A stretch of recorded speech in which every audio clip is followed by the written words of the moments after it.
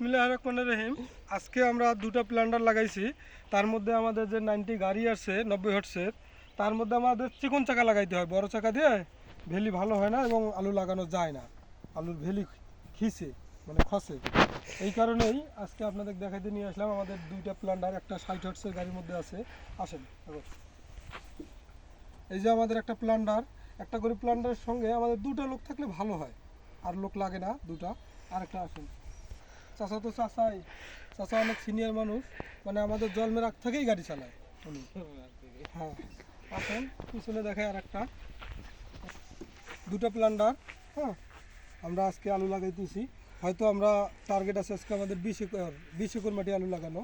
16 acre আমরা ইনশাল্লাহ করতে পারবো, ওই আশায় আমরা মাঠে নামছি সকাল থেকে। অলরেডি আমরা 1 একর করছি। ওদিক থেকে একটা ছবি